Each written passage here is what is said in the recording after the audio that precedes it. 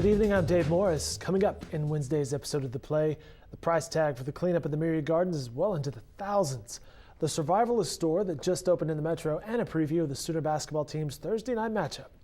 First up, Oklahoma City police seized dozens of items from a man accused of impersonating an officer. We're talking methamphetamine, credit cards, driver's license, social security cards, and checks, all among the items officers recovered.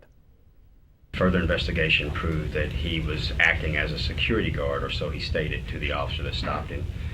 He indicated that he had called 911 after witnessing this driver cut another driver off, and that he was trying to get that driver stopped.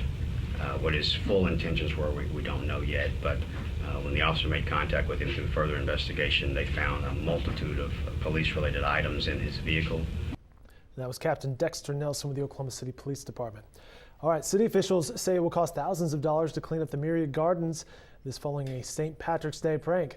Vandals dyed all the water features at the park on Monday, and the city may have to pump the water out. Our reporter William Crum says early estimates show the cleanup effort could cost $5,000 or more. Well, all of your favorite food trucks will have a new place to park their mobile restaurants. Our Steve Blackmeyer will have more on the plans for a food court for food trucks in Midtown. And earlier this morning, I caught up with Hunter Wheat. Food trucks is kind of a recession-based economy, just because like right now for a young entrepreneur, and I can speak this totally from experience, opening up a brick and mortar restaurant to get financing for that is almost impossible. But to open up a food truck, I've talked to people that have done it with a credit card. And that food court area is located at 10th and Harvey in Midtown. More on that in tomorrow's Oklahoman and online at newsok.com. All right, from a gadget that can generate enough electricity to charge a cell phone by boiling a pot of water, to emergency radios and first aid kits, a new disaster preparedness store aims to help Oklahomans get ready for disasters. And we certainly seem to have enough, let's just say, headlines in this state.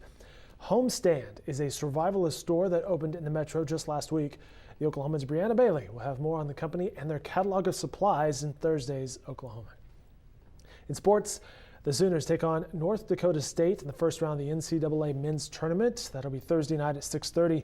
The Oklahoman's Barry Trammell has traveled with the OU team to Spokane, Washington. Now, Barry will have an article on Sooners head coach Lon Kruger ahead of that game. But he also has several blogs about his trip, the Sooners, and their opponent available on newsok.com. Our Damon Fontenot is also with Barry in Spokane, Washington.